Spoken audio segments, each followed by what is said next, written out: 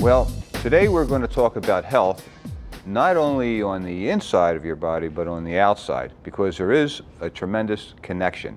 And speaking of connections, I have with me today Dr. Joseph Thornton and his daughter, Dr. Candace Thornton Spann. Dr. Thornton, you're a colorectal surgeon. Yes. So you're dealing a lot with inside the body, and Dr. Spann is a dermatologist, and she deals outside, but I think you'll find that by the end of the show that a lot of what you think is on the outside is really on the inside, and a lot of what is on the inside may be on the outside, or I don't know if I said that right. I think that's a good summary. Absolutely. It's all connected. Right. Just like the two of you, father and daughter. Right. And did you grow up wanting to be a physician? I grew up wanting to be a physician. I used to go with my dad on rounds when I was a little girl, and of course I don't know that I actually wanted to go into the room with him. I wasn't allowed to go in the room, but from pretty much birth, I think I wanted to be a doctor. Dad told me to go into business, to do anything else, but it's in my blood. He tried to talk you out of being a doctor. Yes, absolutely. Why? Because of the long hours and the hard work. Yeah. So that's why I'm a dermatologist, right? It's not quite so bad. I can't imagine anything else I'd want to do every day.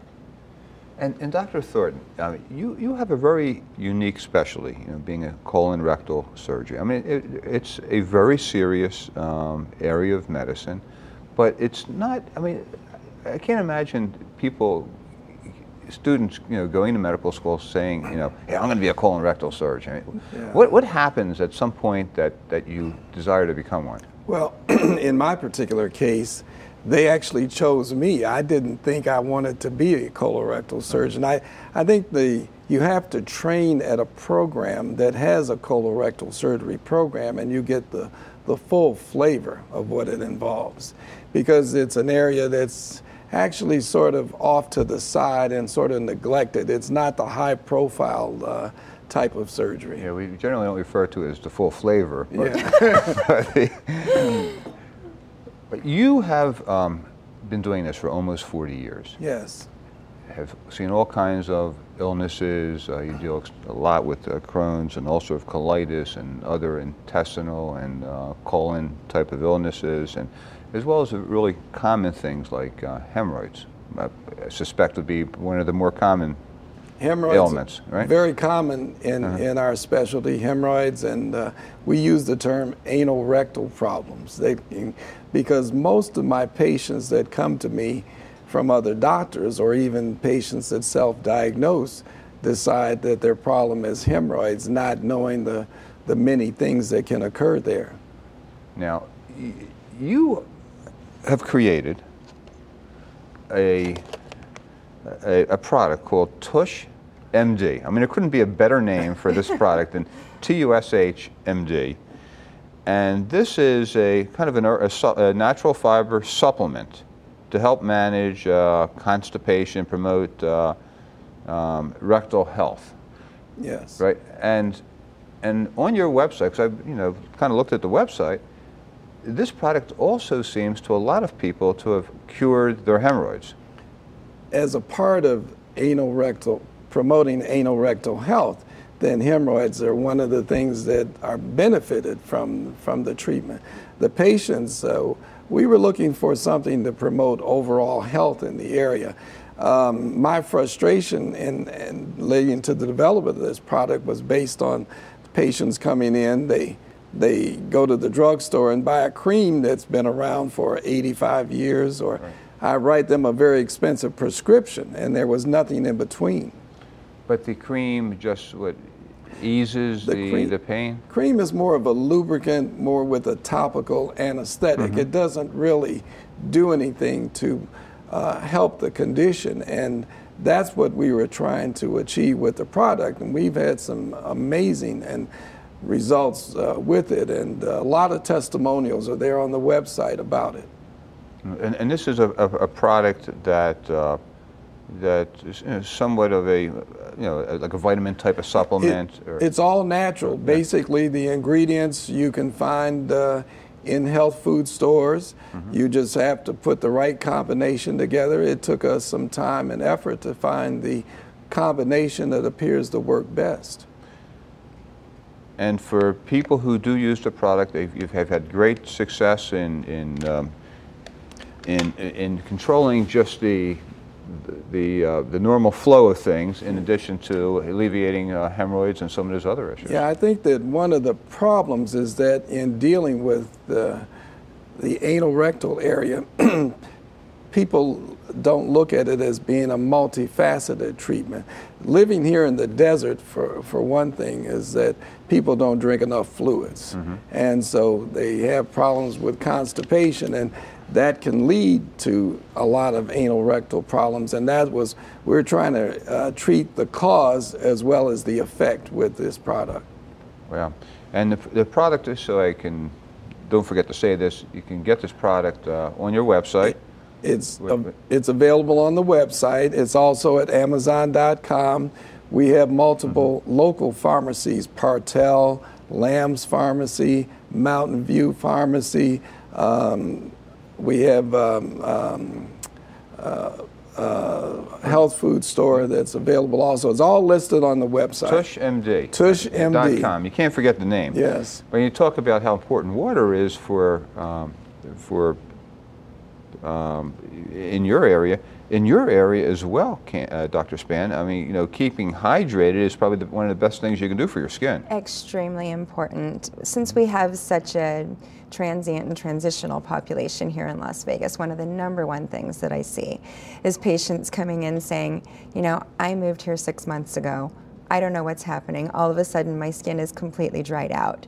Or in the older population, people will say, my skin is wrinkling, not the typical wrinkles that you'd expect on your face, but, you know, all over my body, these dry, fine wrinkles. And it's something that I say every day. I can't emphasize enough the importance of drinking enough water. Showers have to be quicker, like 5 minutes here. Lukewarm water, not hot. Fragrance-free everything is really the name of the game. Soap, cream, laundry detergent, fabric softeners, all of these things come into taking care of very dry skin that we have here. So the more natural, the better of the soaps? I just really prefer fragrance-free. A lot of the patients have taken to using the designer, high-end, more expensive, heavily fragranced products, which aren't necessarily the best thing for the skin, and they find a lot of the time when I switch them to a more delicate fragrance-free product that they do much better. You know, you watch late night television, and there's such an abundance of commercials and ads for creams and wrinkle creams, and you know, it never made sense to me that you can put a cream on, you know, under your eyes, and it's going to remove the wrinkles permanently. Right. You know, I could see how you know, it will work for a period of time, kind of you know, tighten the skin for a period of time, but eventually the cream wears off, and you're what are you exactly left with? right. I mean, certainly a little bit of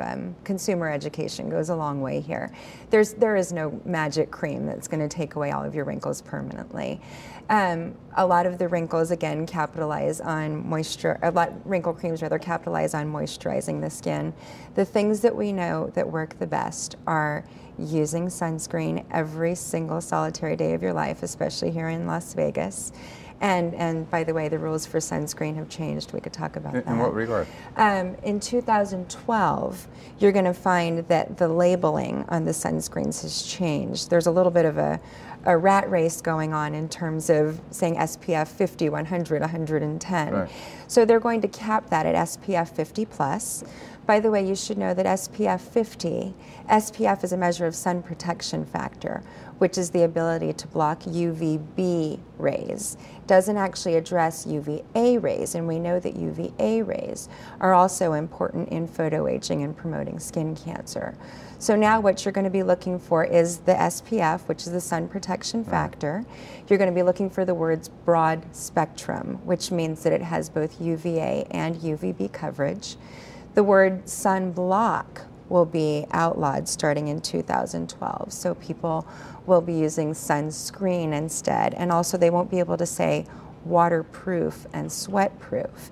Instead, they'll be able to say water resistant or sweat resistant. They're little tricks that have come into marketing that have led to some consumer confusion. Yeah, when you talk about block, I mean, Sure. it's not a block. Nothing blocks the sun, right? Unless you're putting a concrete wall between you and the sun. Absolutely. But and the, I mean, it just all makes sense. I mean, let's get the language right, and let's, you know, advocate, you know, what we're really, the truth of what we're really selling. Right. So sunscreen is a much more appropriate word. Absolutely.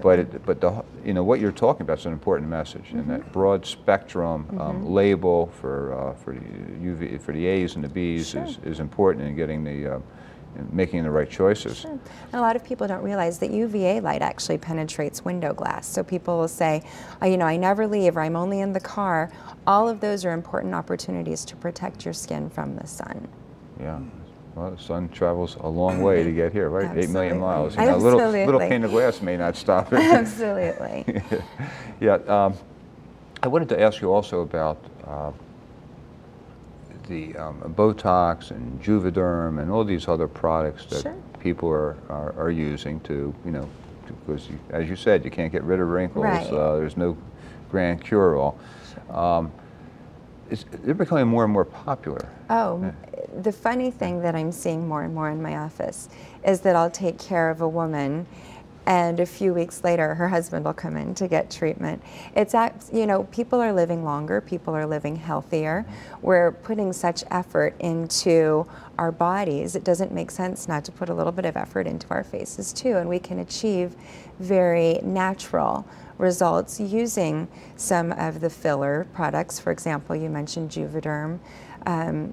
There are any number of fillers anymore: Juvederm, Restylane, Radius, Perlane, Sculptra, just to name a few. And depending on the volume that's needed to correct, we can help you to make the best choice to give a nice correction.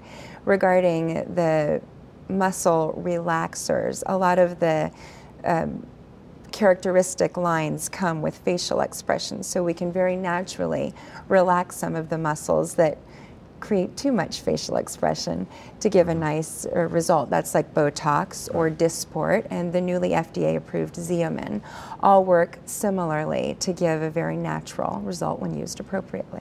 But knowing where to inject, how much to inject, is not only important in safety, but it's also important in determining the result that you want. Absolutely. Because I know it's become, you know, quite popular to have Botox parties, and you have, you know, a lot of unqualified people injecting, and there's some dangerous nerves that can be hit in your face that can actually cause brain and other injuries, right? Nerves, arteries. Yeah. It's really important to go to either a board-certified dermatologist or plastic surgeon to have this done. Unfortunately, a lot of people have capitalized on the money that can be made in cosmetics. So they'll go to maybe a weekend-long course and get quote-unquote certified and start treating this. But a good bit of my practice is spent where I'm trying to correct other people's mistakes. You know, the incorrect choice was made in a filler, and that filler was injected around the mouth, and then the person's there with this beading or nodule formation around the mouth that I'm trying to correct. So absolutely, selection of the correct provider is crucial. You know, a long time ago, I credit your dad for saving my life. Oh, yeah? Yeah. One day, your dad and I were having lunch. More than 20 years ago. Almost 30 years ago. Yeah. And I had just turned 40. I remember this lunch specifically, so it wasn't 30. And he said to me, you know, Ed, you should think about getting a colonoscopy. And I said, well, what do you mean? I'm only 40. You know, all the literature says don't worry about it until you're 50. And he said, yeah, that's, you know, but I tell my friends 40. Yeah. So he did I went and your dad did a colonoscopy on me and found some polyps, which at the time you're doing a colonoscopy, it's no big deal. You just kind of zap them out. You know, at the same time you're doing a colonoscopy, it's almost the same procedure. Sure.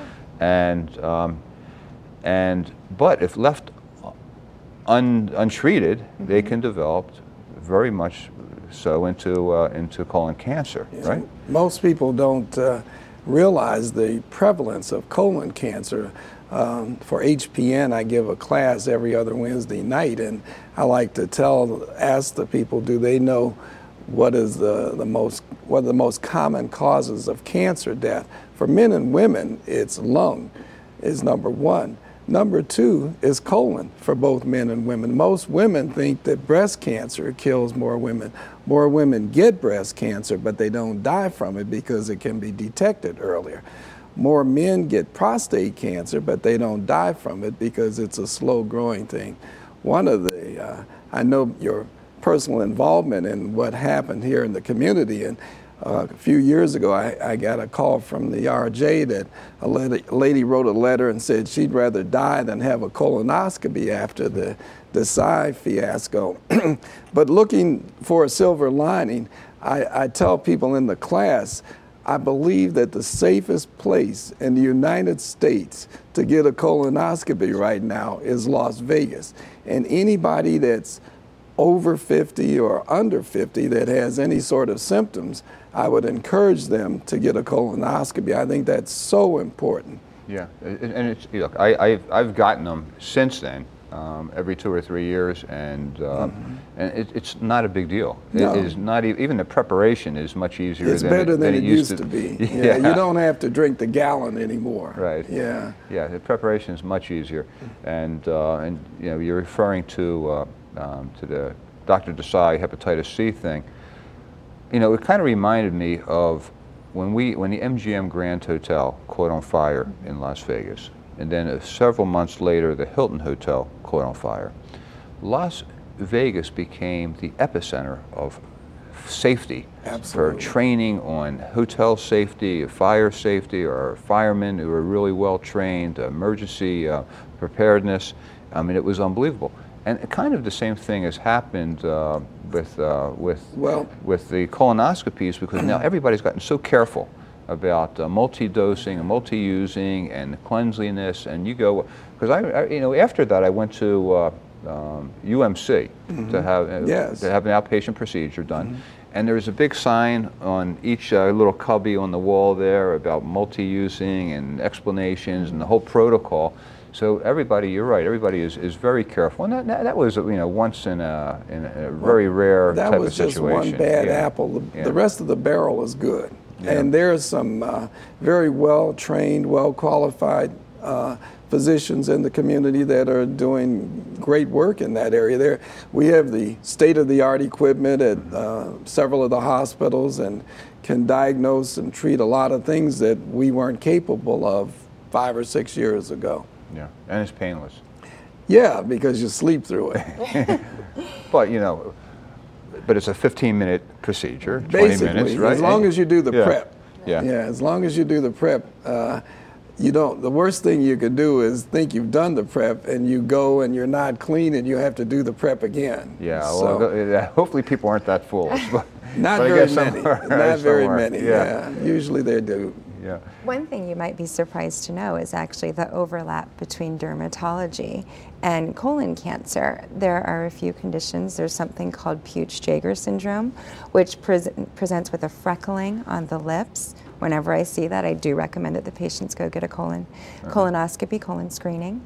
There's something that I just had last week, as a matter of fact, a patient with something called Muir-Torre syndrome, where they present with these overgrown sebaceous glands, sebaceous adenomas, and that can be a sign of underlying colon cancer.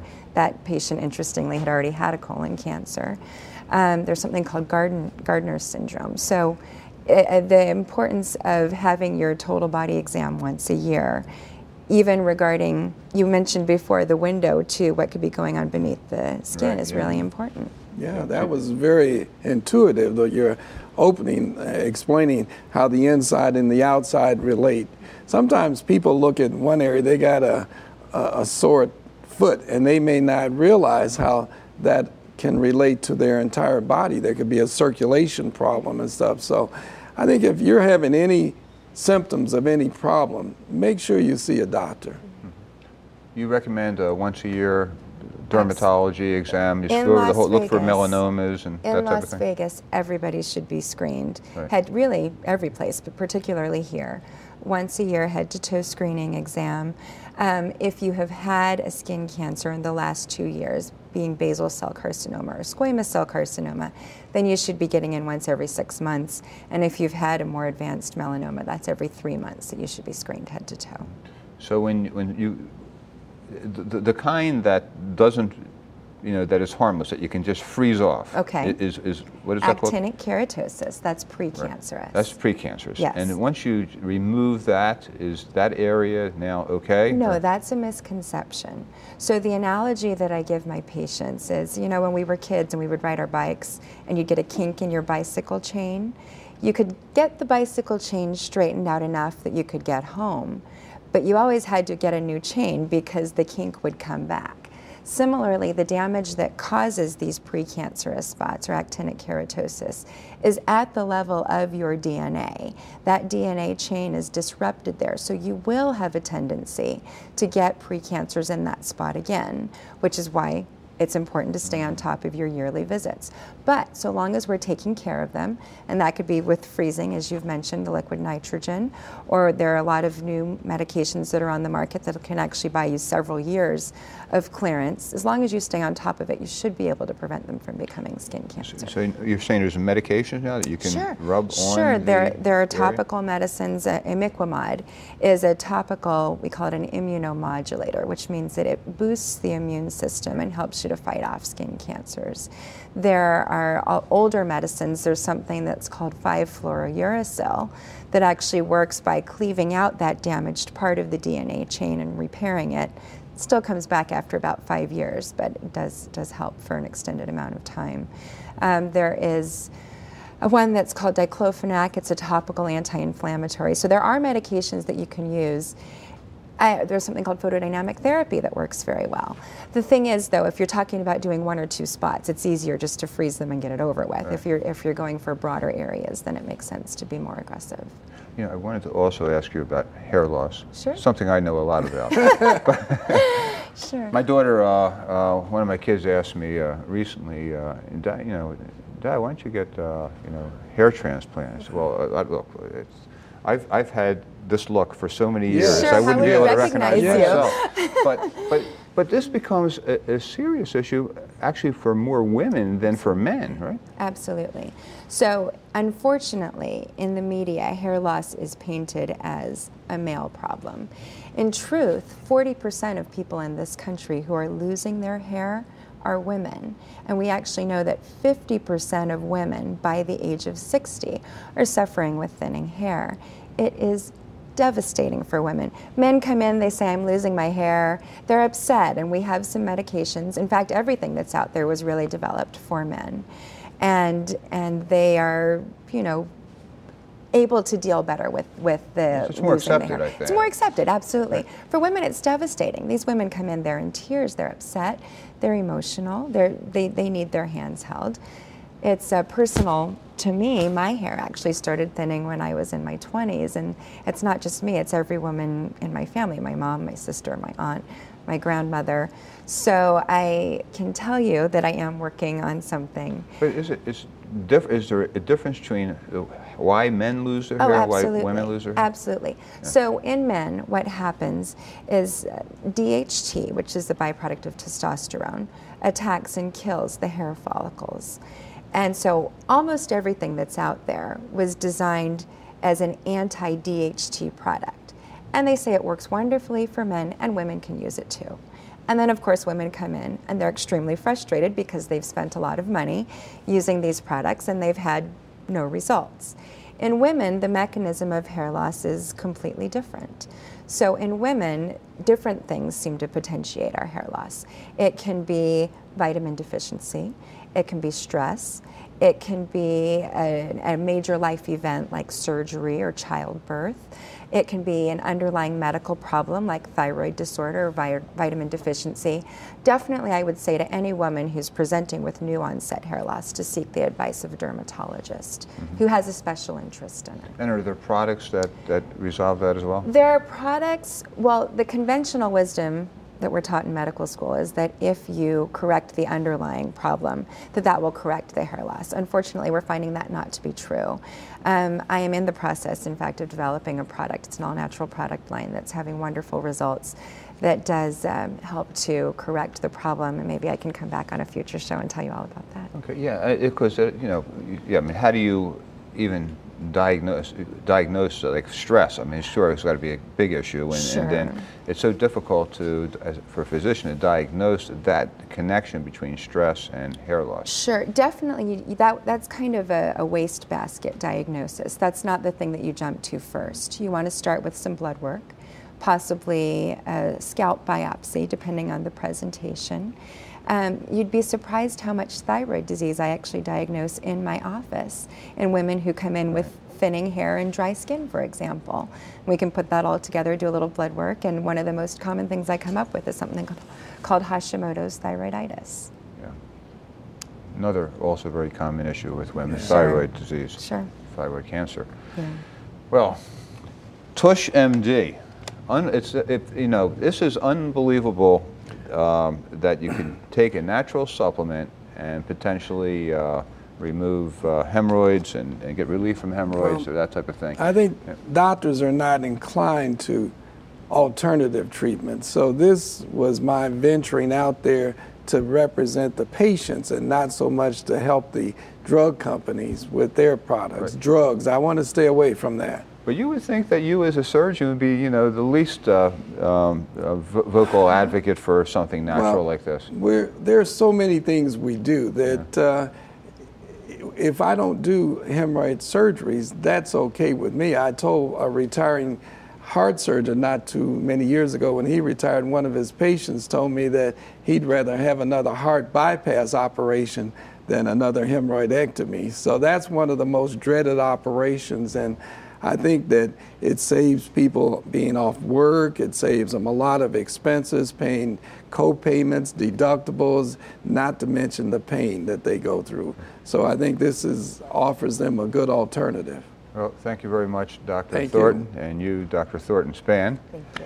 And if you want more information on how to reach Dr. Joseph Thornton, if you want to talk about colorectal issues, his new product, TUSHM.D, or colonoscopies, you can find information on our website, as well as for Dr. Candace Spann, if you have questions regarding dermatology, cancers, hair loss, any of the issues we discussed today. And we'll see you next week. Be sure to visit us online for more information about today's guests, to see past shows, or even contact us about being on the show. Simply go to theedbernsteinshow.com. That's theedbernsteinshow.com.